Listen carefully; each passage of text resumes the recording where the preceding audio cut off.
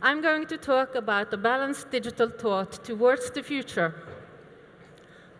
I come from a elementary school or primary school outside of Bergen in Western Norway. On my school, we have a digital learning project called Digg Learning. The project started 4 years ago, and 2 years ago we were fully digitalized. By fully digitalized, I mean that we are one-to-one with digital devices. First to fourth grade have their own iPads, and fifth to seventh graders have Surfaces or Chromebooks. The fact that all our students has their own device doesn't mean that we want them to spend as much time as possible in front of the screens. Our digitalization goal is motivation, achievement for the students, and learning.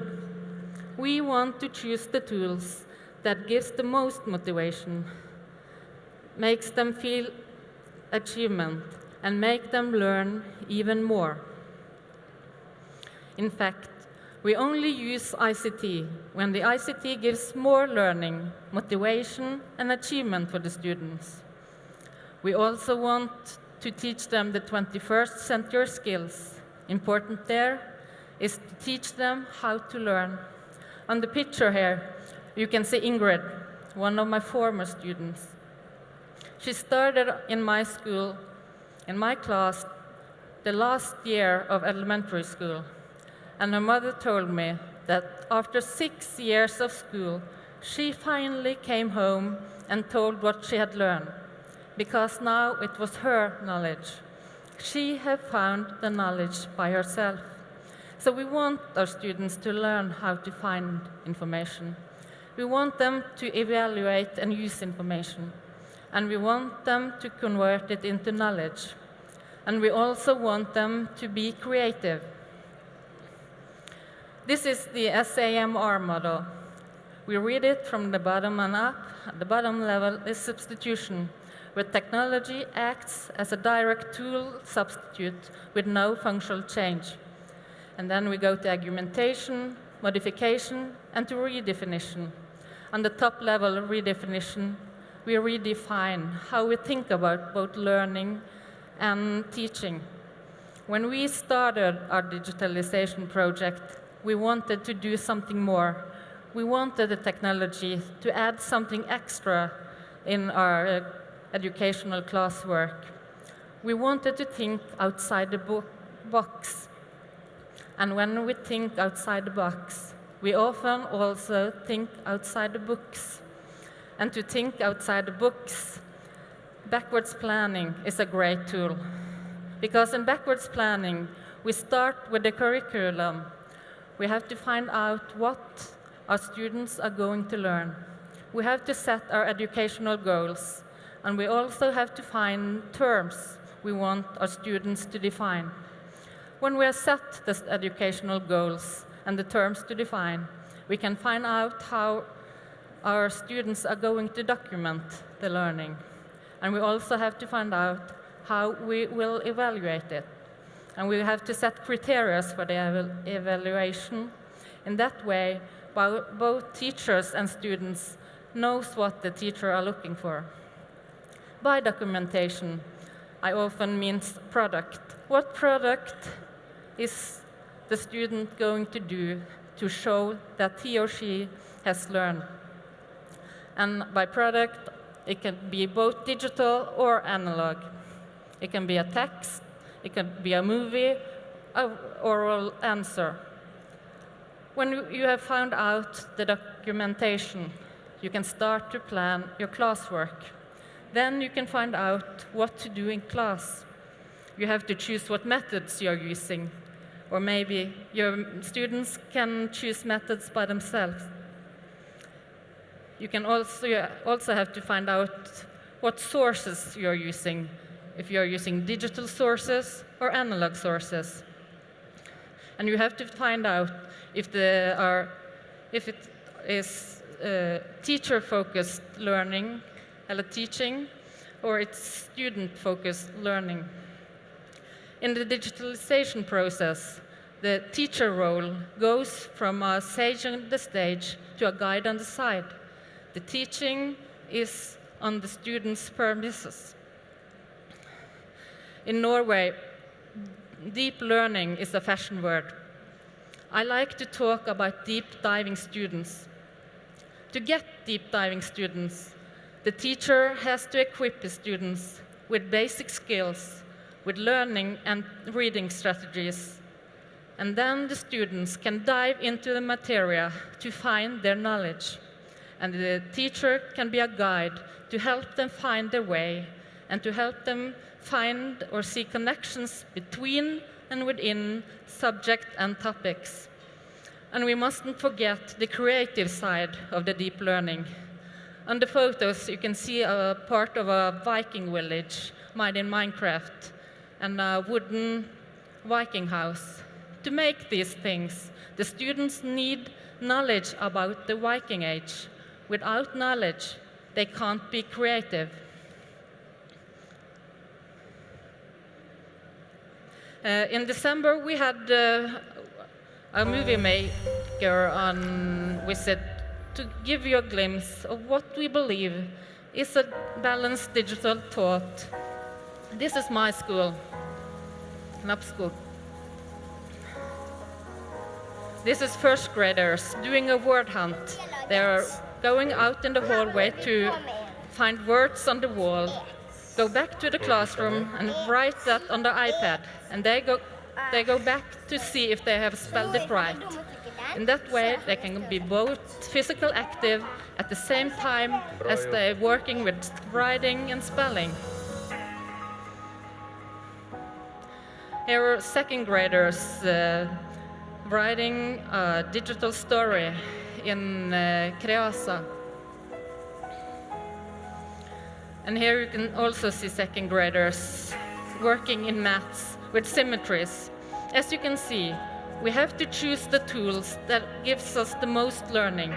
If it's digital or analog, or we might combine that. So when they're working with symmetries, they need mirrors.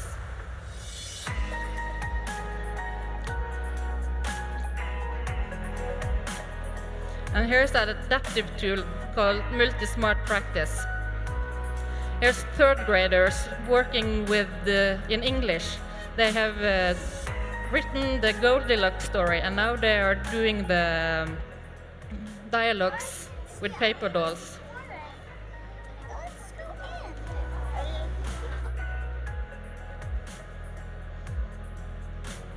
In Norway, we start with English in first grade. After the digitalization, I think we even communicate even more.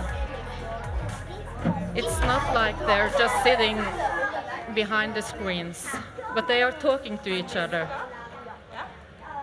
And they are working together to get results. And as you can see, the book lays on their desk because we want them to love reading. This is fourth graders working with the Lego we do. Here they can build Lego and afterwards code it. They can do it after instructions, or they can use their imagination. And it's very nice to build something and actually make it move.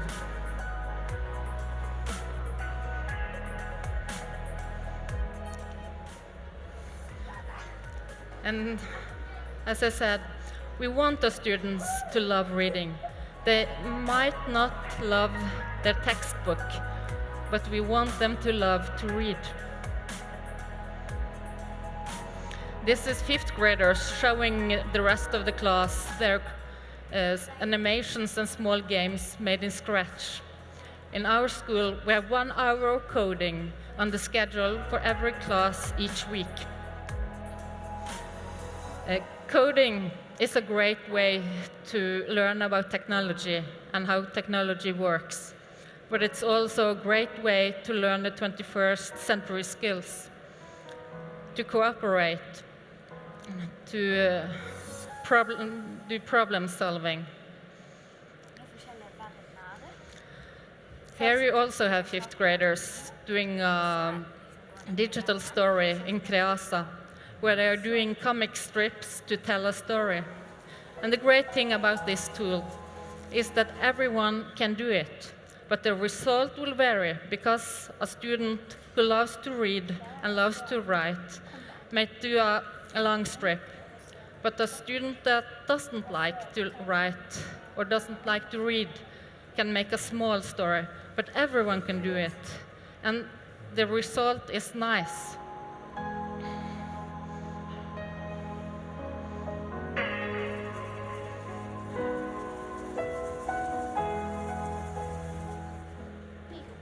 This is sixth graders working with the microbit. The microbit is great because you can, like here, code the LED lights to flash, but you can also combine it with servos and other things to build. So you can build buggies, cars, and useless robots. Only sky is the limit. And this class, sixth grades, also have their own food blog called Digg Læring.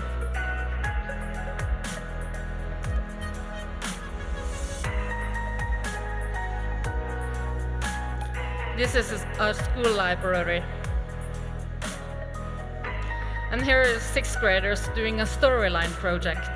They are writing or creating a rat town in storyline in English, and they are writing about the rat universe. And it's very motivating, and they are able to create. There are seventh graders in our makerspace. Here they can combine woodwork with coding and digital things.